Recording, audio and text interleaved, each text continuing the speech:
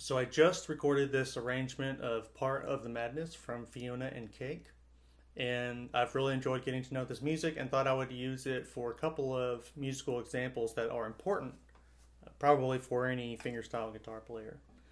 Someone reached out to me online and recommended that I look at this music, and I'm very glad they did because I kind of live under a rock sometimes. It's okay with me. I usually find out about things eventually. But I didn't even know they were making Fiona and Cake. So I'm a huge Adventure Time fan. So I was like, awesome, more Adventure Time. So I've really been enjoying it. It's different because they do things like swear and drink and like kill people. They didn't really used to do that on Adventure Time. So maybe they figure their fans are like grown up now and can handle it. I don't know. But I've been enjoying the show and I really like this song. I love Rebecca Sugar's work. And this is another great song by her. And I really like to pull double or triple or quadruple duty out of my work when I can. You know, be working on something and get several different things out of it. That's really fun because everything is pretty much under the same umbrella anyway. But I just wanted to talk about two important musical instances that happen a lot in this arrangement. And no matter what you're playing, this will apply at some point. Probably you'll run into these instances a lot. So I'm going to talk about the aspect of changing sound with the right hand, something that every fingerstyle guitarist will want to know how to do. The second thing, though, is dealing with musical resolutions. Same thing. If you play any instrument, you're going to run into this instance, and there's kind of ways to handle it that are subtle and graceful, and ways to handle it that are, let's say, lacking maturity. Okay, so if you're like me, you may be doing the latter, but we can learn to do the former. And I think this is a little thing that makes a big difference in your playing. If you just insert this really nice type of effect, I think it says a lot about you and where you're coming from. But you may need it to be pointed out to you. I certainly did. Okay, so the first thing is changing colors on the right hand. You know, I recently did a big video on the great Spanish guitarist Andres Segovia, probably the most famous classical guitarist that's ever lived, and one of the greatest of all time. And one of the things that I heard him say when I was watching videos on him and listening to him talk was, he said, don't ever do the same thing twice. He said something along the lines of, it's repetitive and boring for the audience. Okay, and I think he really has a point with that. If I were to do something the same way twice, the point would be to do it the same way twice, right?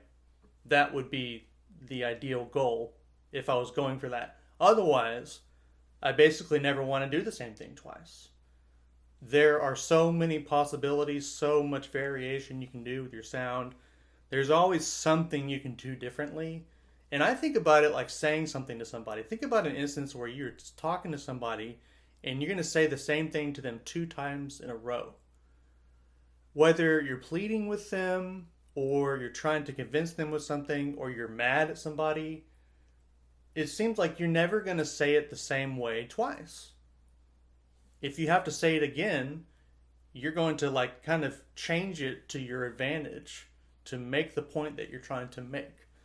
Same thing musically, I think. So in this piece, we have, let's see, these lines that repeat a lot. There's a couple of sections where you get the same part over and over.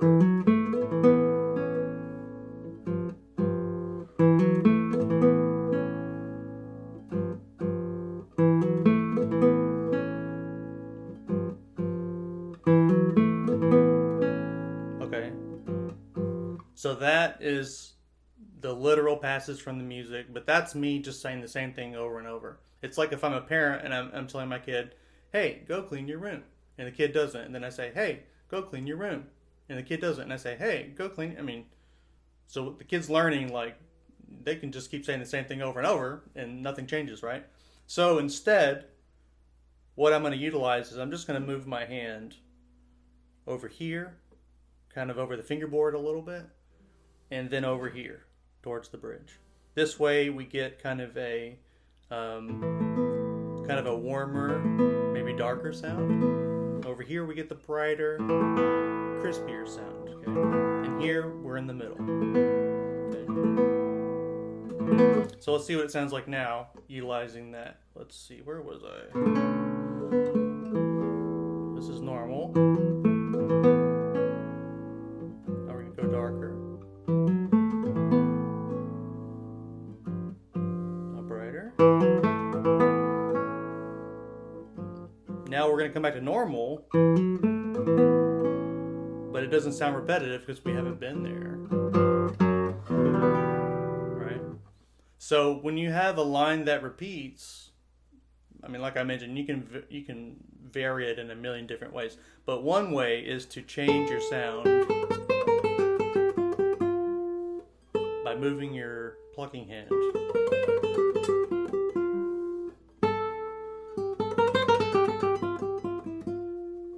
Okay. I once had a teacher tell me a long time ago not to do this. I think because he thought it would mess me up. And this is the last thing I'll say about this before we move on. I think it's so important that if you try it and it messes you up, make a point to work on it. Okay? You can do things like, well, I would just play a passage of music probably. I mean, I would probably do this exact what we're playing in this video. Just play something here, and then play it here, and then play it in different spots. The tension on the strings does feel different. It will decrease some here, it will increase some here, and it's on a spectrum as you continue to move. So if that throws you off, I would say put it into your practice. If you're going to practice changing colors, that's some of the most valuable technique work you can do. So it is well worth it. So I would frame it like that. I wouldn't give it to someone with the intent to throw them off. And if it did throw them off, that is a problem. But I would say it's such an advantage, especially in instances like this, that you want to have a handle on it. So that's the first thing. The second thing is something that happens over and over in this piece. And in the recording, I really tried to dial in, and I think it was a little bit hit and miss, but that's okay. It's the aspect of resolutions. So in music, you have resolutions. That means you arrive somewhere, and you arrive when something is resolved. When something is resolved, it's like settled and kind of like all is right, all is well. But before that, and by definition, to get to that, before that you have to have tension and discourse. So you have tension, and then you have the release. And then you have tension, and then it resolves. And that's basically what music does. Like in a bunch of different ways, over and over. Little moments, big long moments. It's a big thing that music takes advantage of. Okay, if you think about stuff that you do in your daily life, you'll see. I think the reason why we can relate to this is because it's probably a human thing that happens to us over and over.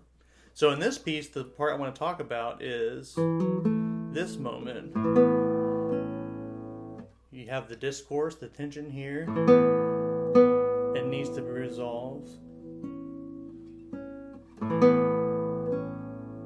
And that's how it's resolved.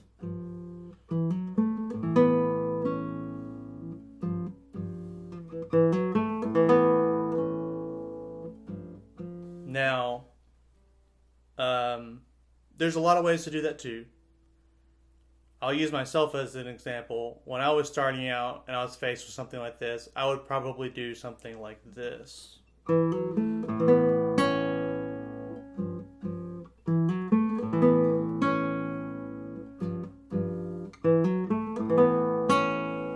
Okay.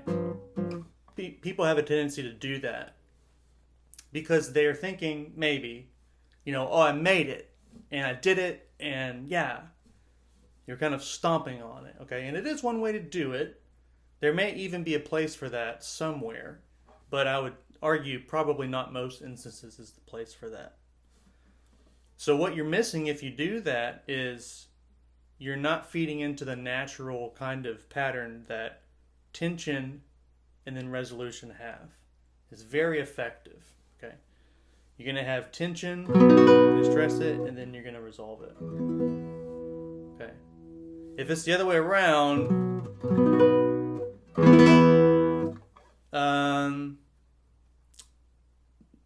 like I said, it could be used for stuff, but you're not taking advantage of things that occur in a very natural way. So we probably want to put that first and foremost. Then if we change our minds or have a more specific goal, that's okay. And there's a simple way to execute this really effectively, and I think if you can get this under control, then you can take it from there. And that is, always play the tension louder than the resolution. So make sure, this is our melody note of the tension, because this is basically an A major chord, but we have an out of place note. So that's what gives it the tension, right? Traditionally, we just have a triad, A major triad, and we have a B in there that needs to be resolved. Okay, so this is the tension. So play the tension louder, not too loud,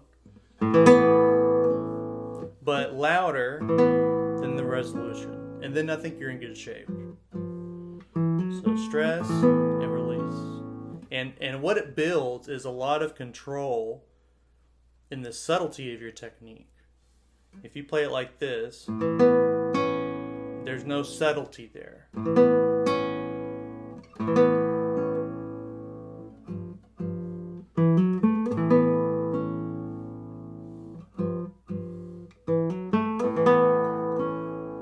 And this is an effect that you can study for the rest of your life.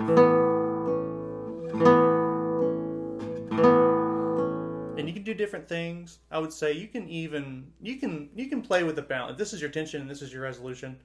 I mean, you can experiment with this. See how close you can get. I just wouldn't do this unless you want to act like a kid stomping on something. I like to make the analogy of a football player. I'm a fan of football.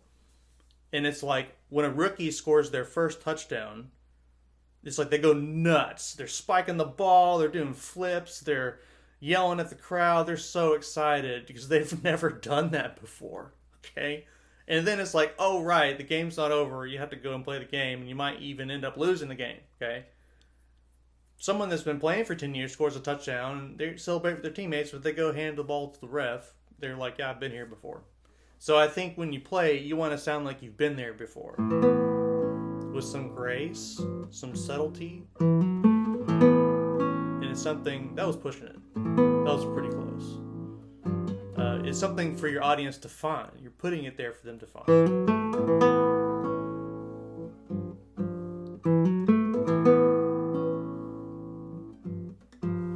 You can do quite a lot with that. I practice tension and resolutions when I practice arpeggios. I'll take 2 chords, and I'll stress the first one, and I'll release the second one.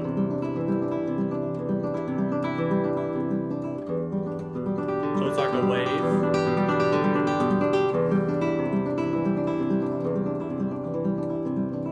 Stress some.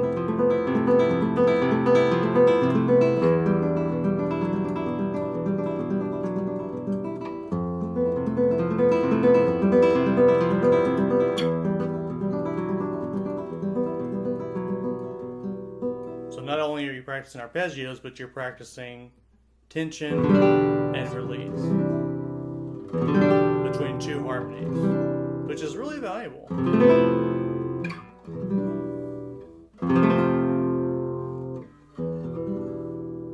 Okay, so those are just a couple things that you can work on if you play this arrangement or you play a piece like it and you feel like you know the notes, you know your fingerings, and you're like, yeah, I want some extra responsibility. I just want to add a couple things. I'm ready just to think about a few musical things. Add those things. Work on changing your hand position to vary up your sound in ways where it really makes sense. And then practice your resolutions and really shape them so you get just the type of effect that you're going for.